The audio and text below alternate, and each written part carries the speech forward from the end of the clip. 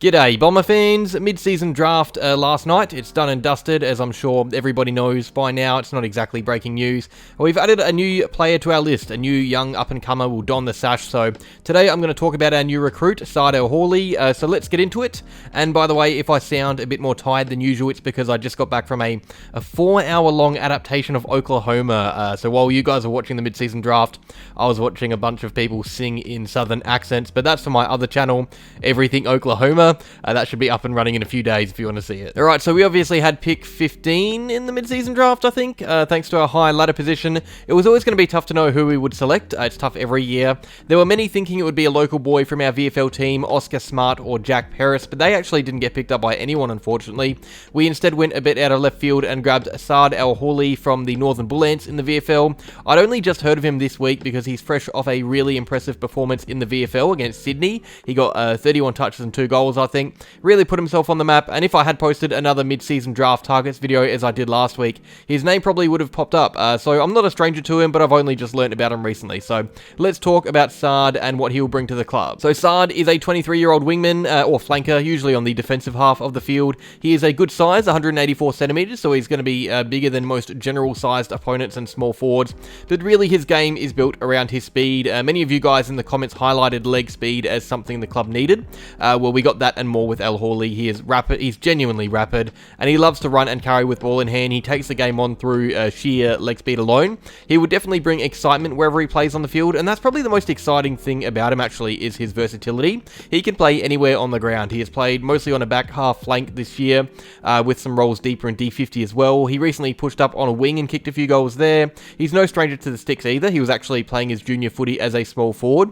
It's hard to pinpoint a specific position for him, which is really exciting. It would make him the perfect sub-candidate if he ever broke into the team, kind of like Nick Hind. You can plonk him on the bench and fill holes as they arise. So there's definitely potential for Saad to be that type of player early into his Essendon career if he reaches that level. The club is pretty bullish about him. They went down the best available talent route in this particular draft and actually had him ranked a lot higher on their board, so it was a no-brainer to pick him, apparently. And Rob Foster-Knight, our recruiting manager, said multiple times in an interview that Saad could come into the side soon and play a role for us. I think the phrase he used was immediate selection pressure, and I think for us right now that's a good thing, better than getting another 18-year-old and developing them slowly. Instead, we added a mature body who can hopefully put pressure on players of his role to perform. That's what you get when you're higher up the ladder, and that's the dream. Obviously, it's hard with a mid-season draftee. They rarely turn into gold, but we have historically been very good at unearthing hidden talent. So although it's not an Oscar Smart like many wanted or a Jack Paris, it's someone who the club clearly rated quite highly and have high hopes for this year. He's only really been on the radar of list managers this season as well. He was at Werribee a couple of years back before he moved to the Bull Ants, and even his first year at the Bull Ants, he wasn't setting the world alight. He was playing more of that forward role, and aside from a 4-goal game, he didn't do too much, but he's been fantastic from round 1 in 2024, averaging over 25 touches a game, almost 7 marks, a few games over 5 tackles as well.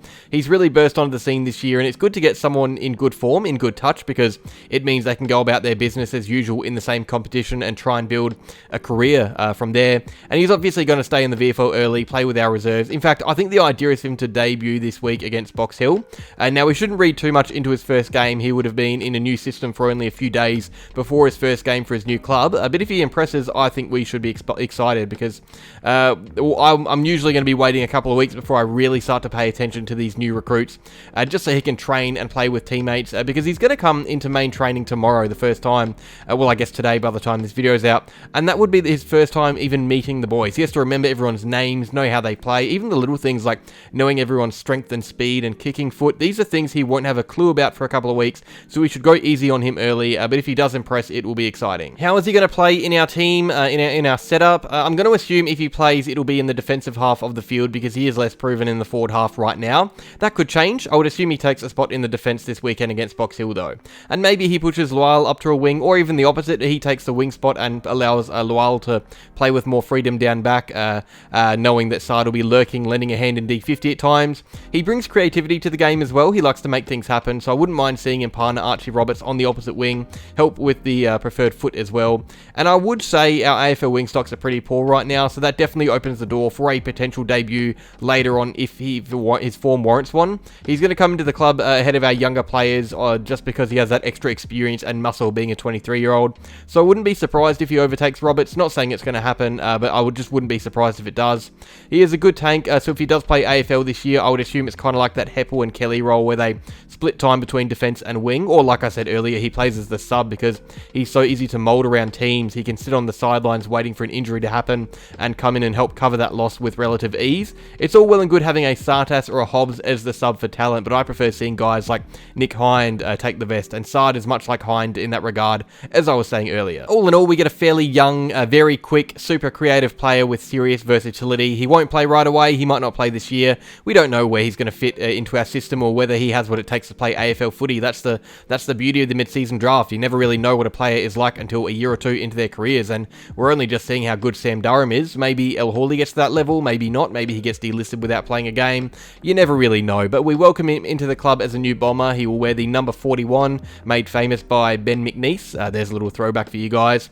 So leave welcoming comments down below. I'm sure he won't click on this video, but on the off chance he does, it would be good for him to see some support. So go well, Saad. Hopefully we see you out making your debut in no time. Real quick before I go, some other quick news. I know I said that Jack Paris and Oscar Smart were unsuccessful in finding an AFL club, but there were some others as well that didn't. Jackson Haitley, noticeably, Xavier O'Neill. So our VFL team should remain nearly the same level of strength. I say nearly because Campbell Gray, our big key forward, has been drafted to Richmond to help their worrisome forward line. So good luck in your new colours, Campbell. Thank you for everything you did at the club recently. You will be missed. It does, however, open the door for a positional change, potentially with a key forward down.